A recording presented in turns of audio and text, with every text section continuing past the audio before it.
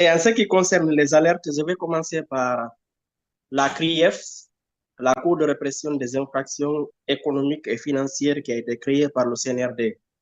Comme vous le constatez depuis un certain temps, il y a des condamnations qui sont prononcées contre des anciens dignitaires du régime de M. Alpha Condé, parmi lesquels il y a Damaro Camara, il y a Mohamed Diané, l'ancien ministre de la Défense, il y a Ibrahim Kourouma, et il y a une stratégie qui consiste aujourd'hui à ordonner la confiscation de leurs biens après leur condamnation.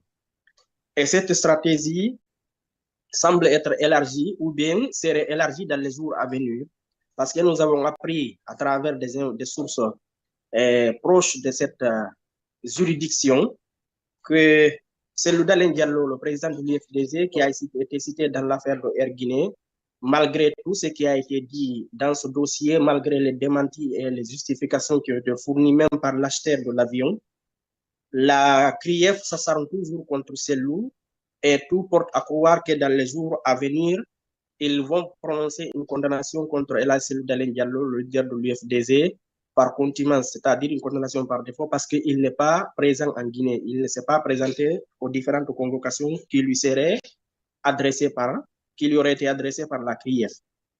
Et après cette condamnation, certainement, nous avons également appris par les mêmes sources d'information qu'une confiscation de ces biens serait encore planifiée. La Cour va ordonner la saisie de tous les biens appartenant à Selou Dalen Diallo à Conakry à l'intérieur du pays. Et si cela se confirme, je pense que ça serait un autre pas franchi pour essayer de déstabiliser un potentiel candidat pour les prochaines élections. J'ai l'impression aujourd'hui, je ne dis pas que ce que je dis là sera confirmé prochainement, c'est des informations que nous avons apprises et nous allons essayer de les vérifier. Et peut-être dans les jours ou les mois à venir, l'histoire peut-être va nous confirmer cela ou va infirmer cela. Mais si cela se confirme, je pense que le CNRD et sa justice auraient déjà trouvé un autre moyen pour écarter un candidat potentiel. Actuellement, il y a deux stratégies qui sont mises sur la table. La première stratégie, c'est de se servir de la CRIEF pour isoler ces loups, parce que si toutefois il est condamné par cette cour, une personne condamnée ne peut être candidat dans une élection n'importe laquelle, tant que la condamnation reste en vigueur. Même si la personne bénéficie d'une grâce présidentielle après la condamnation, mais la grâce ne permet pas à la personne de jouir librement de ses droits civiques. Par exemple, c'est porter candidat lors d'une élection. Il faut qu'il y ait quand même l'amnistie, une loi d'amnistie qui sera votée pour permettre à la personne condamnée d'être candidate. Alors, le cas de Selou Dalen Diallo, certainement, c'est une bonne stratégie qu'ils sont en train de mettre en place pour eux, pour l'écarter, parce que certainement, ils ont trouvé que la stratégie avec Ousmane Gawal n'a pas trop fonctionné. Maintenant, il faut se servir de cette justice pour écarter le leader de l'UFDG des prochaines élections à venir en Guinée. Donc, on ne va pas trop se tarder sur ce sujet, parce que c'est des informations que nous sommes en train de vérifier et dans les jours à venir, les auditeurs et les téléspectateurs auront quand même beaucoup plus de précisions sur le dossier. Bon, est-ce que je peux intervenir avant de passer là, Mohamed Moussa? Oui, Saliouba, vous allez intervenir, mais moi je voudrais simplement dire, Mohamed Moussa vient de dire que même en cas de grâce présidentielle, Selou ne pourra pas se présenter. Je vais vous dire, si Selou Dalen est condamné sous le CNRD, il n'y aura jamais de grâce présidentielle.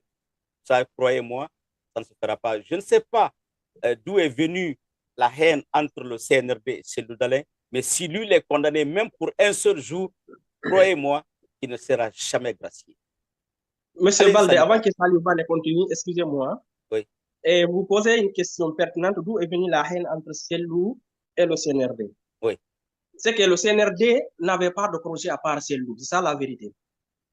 Après le coup d'État du 5 septembre 2021, je vais me permettre de faire ce petit rappel.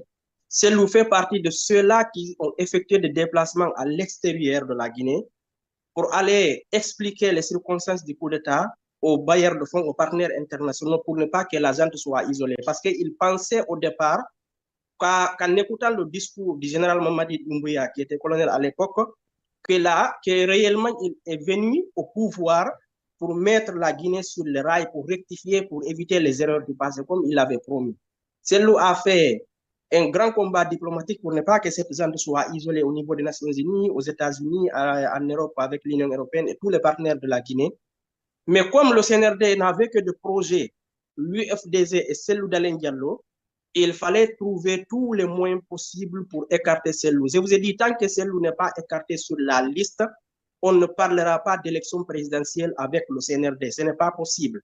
Leur stratégie, leur politique, leur projet, c'est avant d'aller à n'importe quelle élection présidentielle ou législative, il faut trouver les moyens de mettre Cellou à l'écart de ce processus pour ne pas que, parce qu'ils savent pertinemment, je le dis avec connaissance de cause, une élection transparente aujourd'hui en Guinée, aucun leader, aucun candidat ne peut s'arrêter devant Cellou Dalein Diallo s'il est candidat. Ce n'est pas moi qui ai fait que Cellou soit le plus populaire aujourd'hui parmi les politiciens guinéens. Il a eu la confiance d'une majorité de Guinéens. Mais le CNRD, son projet, c'est ça. On a dénoncé ça au temps de Alpha Condé, M. Baldé. Alpha a fait 11 ans, tout son projet tournait autour de Cellou et de l'UFDG. Ce qui fait qu'il a fait 11 ans, voilà l'héritage qu'il nous a laissé aujourd'hui. Mamadi Doumbouya aussi, après 4 ans au pouvoir, bientôt 5 ans, le seul projet qu'il nous a présenté depuis qu'il est venu au pouvoir avec son CNRD, c'est comment écarter un candidat qui est Cellou Dalein Diallo.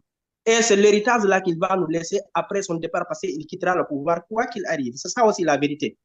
Donc, c'est ce que je voudrais apporter comme précision là-bas. Bon. D'accord. Salut. Voilà, je crois que je ne suis pas d'accord avec cette sortie de mon confrère Mamadou Moussa. Bon, il faut préciser que le CNRD a pris le pouvoir dans les mains d'Alpha Condé, pas dans les mains de Cellou Dalein.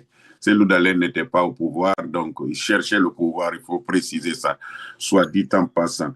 Alors, je crois que cette grief, bon, comme vous le savez, moi je suis un partisan, un supporter de cette institution républicaine, bon, qui est en train quand même de faire un travail malgré quelques faux pas, quelques failles. Bon, avec beaucoup de faux pas, Saliba. Bon, pas beaucoup quand même. Moi, je pense que quelques, bon, disons quelques, bon, c'est que, bon, le cas de Damaro, Amadou Damaro Camara, ancien président de l'Assemblée nationale, c'est un faux pas de cette grief.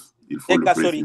Et Kassori Fofana. Bon, Kassori, le dossier est un peu compliqué pour ce monsieur. Bon, vous savez, on a cité beaucoup de cas là-bas. Je pense que monsieur, l'ancien Premier ministre doit justifier. Donc, pour le moment, il n'arrive pas à apporter des explications claires là-dessus.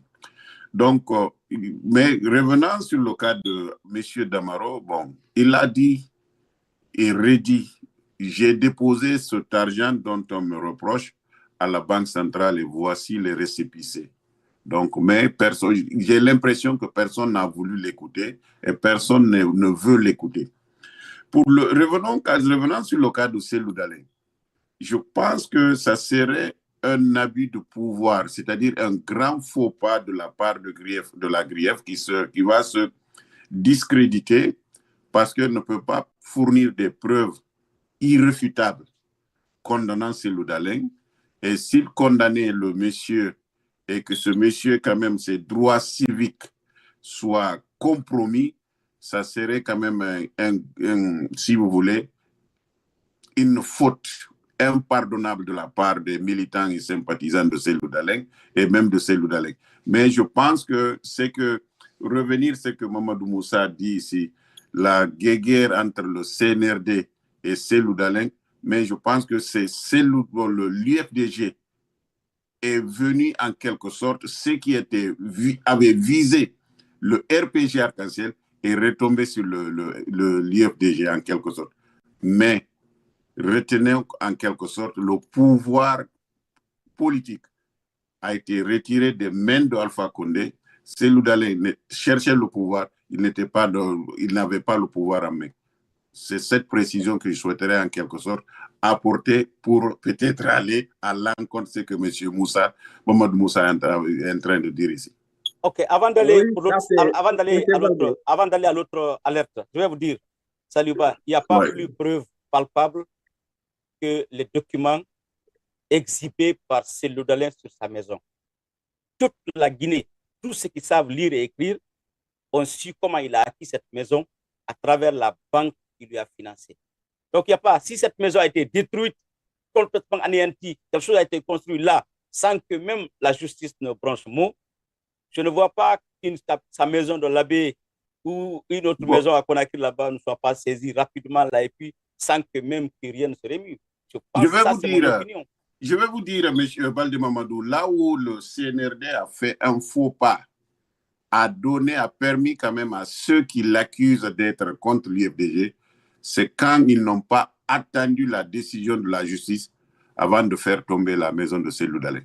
S'ils avaient attendu que la justice se prononce, parce que c'est sûr et certain que la justice allait se prononcer en leur faveur, donc il avait un outil de justification pour faire tomber la maison. Mais ils n'ont pas attendu, ils ont été trop pressés. On a vu la manière dont ils sont partis. Parce que, tenez, l'État, tout appartient à l'État. Peu importe votre maison, votre voiture, etc. Ils avaient en quelque sorte le dessus dans cette affaire.